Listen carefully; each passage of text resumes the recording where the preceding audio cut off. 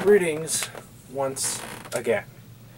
So, we are on to part 4 of my series on the Gundam franchise and the works of Yoshiyuki Tomino, the analysis of Mobile Suit Gundam. Now, because I'm going to be discussing specific events in the series that contribute to the most influential elements of the show, the most profound elements of the show, suffice it to say that there are going to be quite a bit of spoilers, as there usually are in these analysis portions. Now, in the case of this particular one, I already know of, I'm already aware that the Otaku no Video pod, the brand of the Otaku no Video podcast has already made an hour-long 3-part analysis series on the original Mobile Suit Gundam. So again, I'm going to link to his channel down in the underbar. You should, if you're even marginally interested in really getting into the best anime has to offer, his channel is a very good resource. So at any rate, I'm gonna try and not retread the same ground that he's already covered. So you can watch his video series for for some in-depth analysis of some of the themes that he was made aware of, and the various things involving the character's development and things like that, which are all very valuable. But I'm going to try and address some other points that definitely put the show head and shoulders above its competition during its time. Now one thing that really made the Gundam series worth mentioning, it was the sheer complexity of most, not all the characters necessarily. There are a few that remain static, like Garen Zabi is kind of a power-hungry monster from beginning to end, but that's just kind of because he needs to be, and elaborating upon upon a more complex motivations in his case probably would have required episodes that the production team didn't have even before the series got canceled. So I mean, there's not much to say. There's not much to say about him, but just as a part of the dynamic that is everything involving the formation and the gestalt, as it were, of the Principality of Zeon.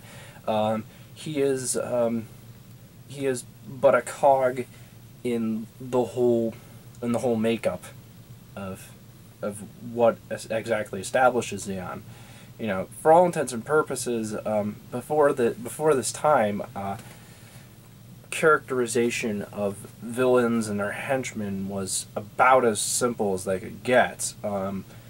Villains were almost comically detestable, not unlike Mr. Killer the Butcher from Zombot 3, and their henchmen were typically played for laughs and not very thoroughly defined as characters.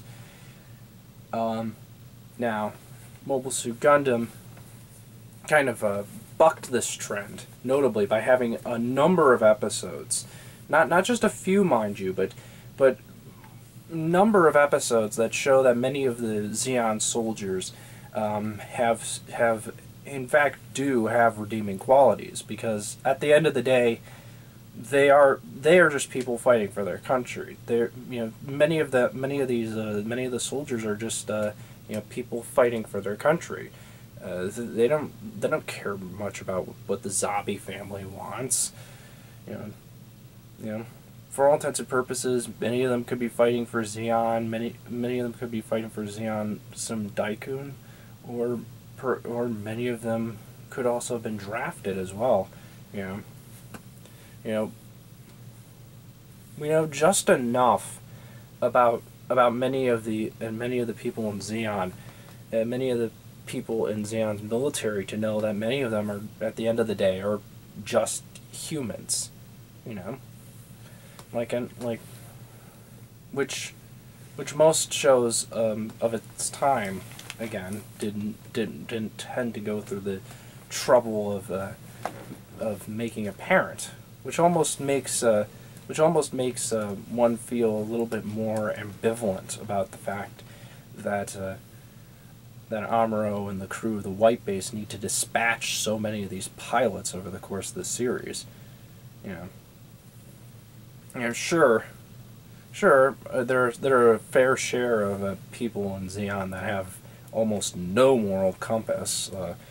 You know, like Dozel and again Garen Zabi.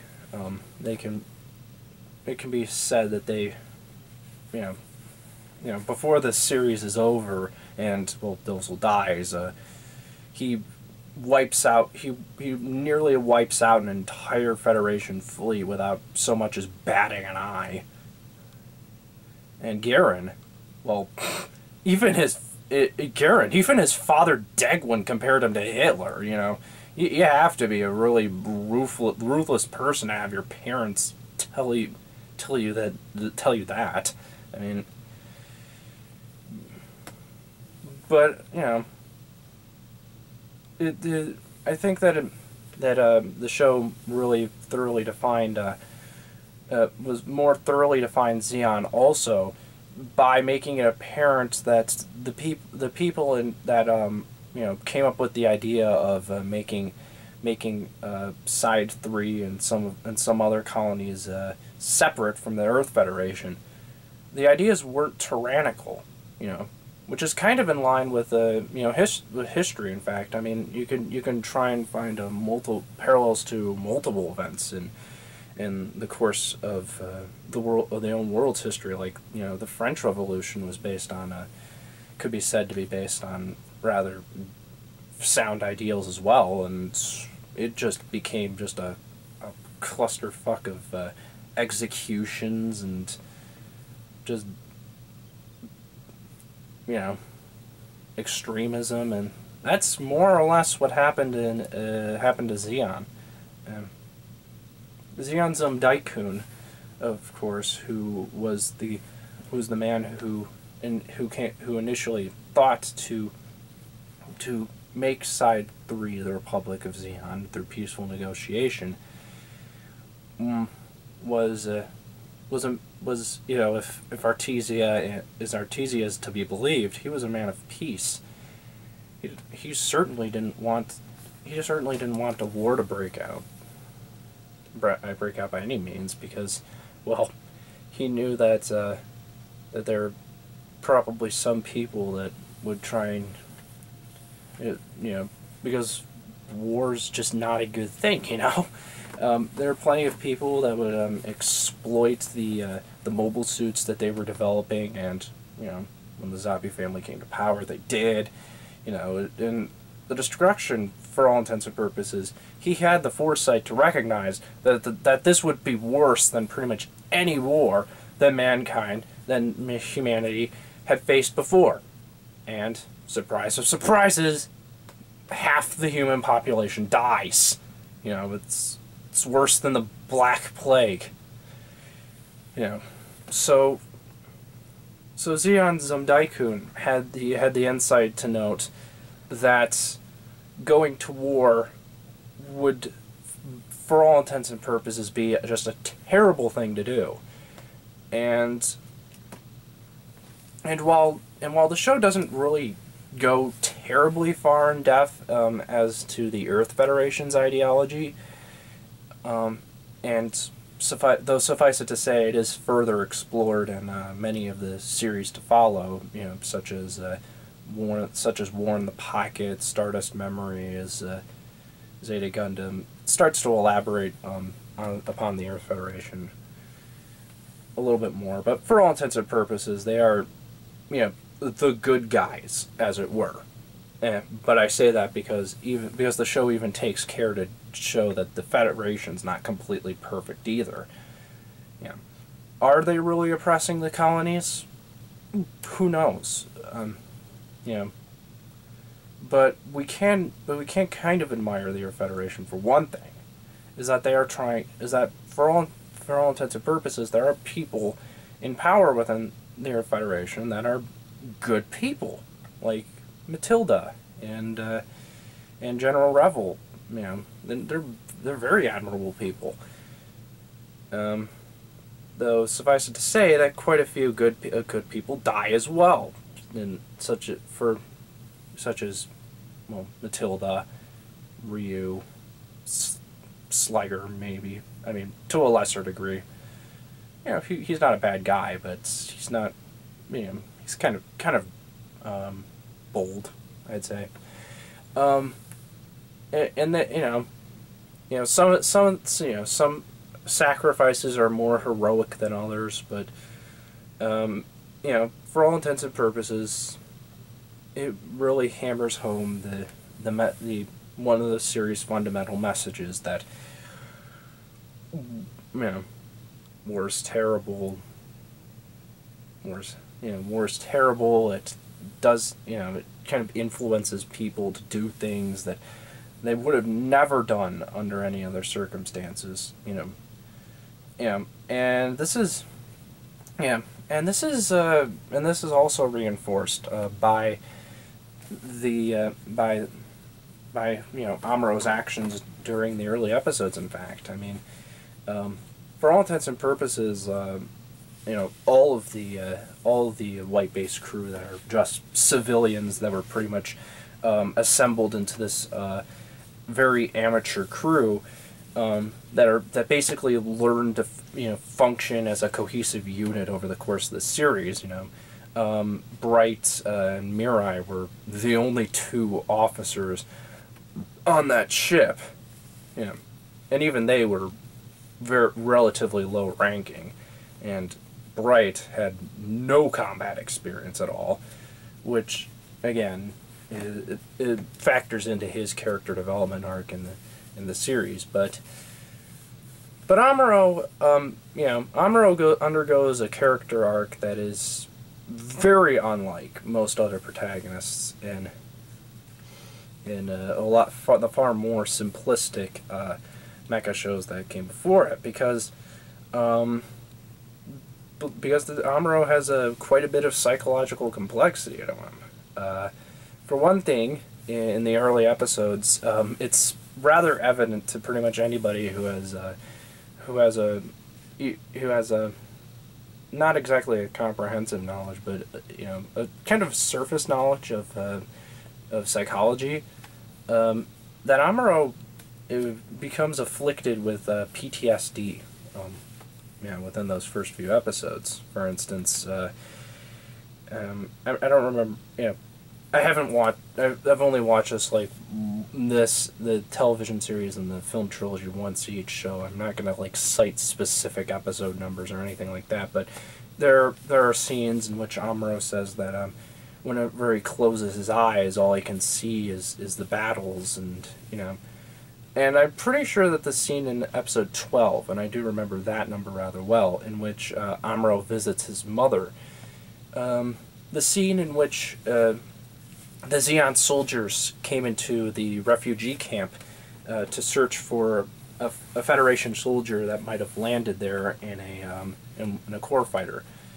They find Amuro and almost accidentally shoot him in the leg.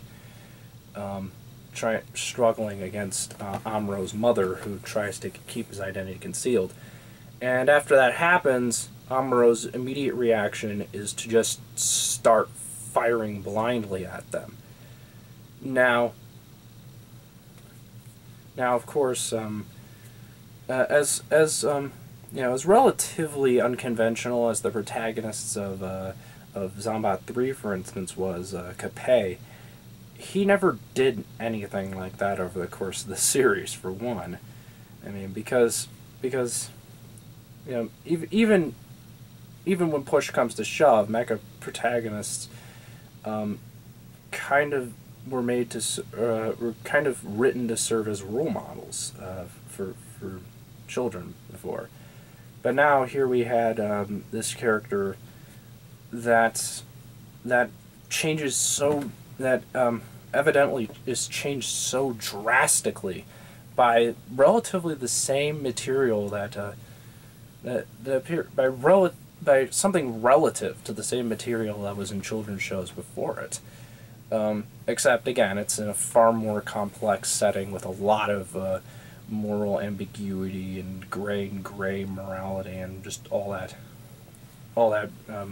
real, all that realism, which, suffice it to say is about as realistic as a 1979 anime that involves giant robots can be. But again, Mobile Suit Gundam did succeed in showing us that it could be very complex, for one thing. And the fact that Yoshiyuki Tomino was able to take such a drastic turn with the character was almost certainly, for one thing, what influenced some creators like some anime directors slash writers like Hideaki Anno to to kind of take psychological elements even further in his work, Neon Genesis Evangelion. But where was I going with this? Oh, okay, well, I also do like how even in the episodes in which relatively little that's entirely pertinent until the plot goes on, like I mentioned before, that episode in one of my previous videos, that episode 15 of the Japanese version of the television series was almost completely removed from the North American run. Well, for one thing, it can kind of see why. I mean, it is somewhat perplexing, but out of just about any episode in the series, it probably contributes the least to the overarching plot, as it were. But thematically, it kind of reinforces the deconstruction of the whole good versus evil, us versus them type of mentality that pervades through human thought to this day. Now, I'm going to try and avoid going into an in-depth episode summary this time, because those usually don't turn out as well as I'd expect. But suffice it to say, I already posted in one of my later videos where you can see that particular episode, if you so choose. So yeah, if you want to, if you for some reason haven't seen that particular episode, you can just go right ahead to that site and see it. But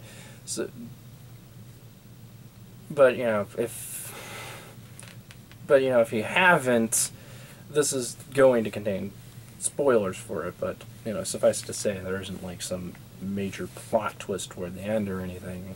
I'm just gonna spoil what happens in the episode. So basically, Amuro,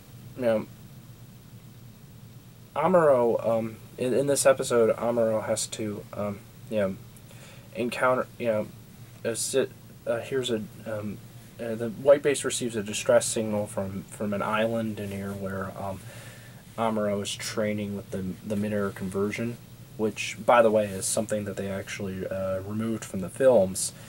In addition to the G fighter, I think that Yoshiyuki Tomino didn't actually like those elements of the show very much, seeing as they were, for all intents and purposes, very super robot show like. Again, for all intents and purposes, the mid-air conversion scenes kind of ring very similar to the Zombat 3 combination scenes and many other super robot type transformation things, and the G fighters, I can see pretty well why you would move those. You know, for all intents and purposes, they were made to sell more toys. You know, that probably wouldn't stop me from getting a model of them. Which, by the way, I actually purchased a Zeta Gundam model recently, but I digress. But yeah, in addition, but yeah, I'll get to that. I'll get to the rest of that later. But at any rate, in that episode, you know, Amuro goes in the core fighter to check out what's going on, and he finds that the Federation pilot is barely conscious, and that nearby there are 3 children who start immediately throwing rocks at him, and you know they discuss things. You know, the children say soldiers, they don't want soldiers on their island. Amuro says, you know, I have no intention to harm you. And then a man who seems to have been a caretaker for these children, because the children respond to him, you know, with some sort of affection, goes up to Amuro, and you know, they have a discussion. I forgot what the exact contents were, but oh wait. He asks Amuro to hand over all of his weapons, and they won't get into conflict. And it's revealed later that the reason that he wants those weapons is to defend himself against Zeon forces that would invade the island and try to have him pay for his crime of insubordination. Because as it turns out, he actually killed those 3 children's parents, and was also ordered to kill the children as well, but he decided against it. So he stayed on that island, and pretty much his only means of defense is a Zaku, which, after Amuro refuses to hand over his weapons, he battles him in. And suffice it to say, after Amuro tries to use some of the core fighters' missiles, the Zaku, he gets. His visibility is drastically lowered by the clouds from the missiles. The Zaku manages to knock him away and knock him into the ocean and render him unconscious. He wakes up in a cabin. He meets a girl, an older girl, about teenage, approximately Amuro's age. And she tells him that the same person named Kurkuruz, who he fought against, saved him, and that the cabin he woke up in was his cabin. And so Amuro, you know, went over to him, and for one thing, and this is the important part, he accused him of manipulating the children into following him. Now, from what I told you before, this isn't the case. Ruse actually took care of these children just because, you know, he had remorse over killing their parents. And the children at least claim that he wasn't manipulating them. But, you know, they being children, Amuro has really impressionable children. Amuro has no reason to trust them. But what's his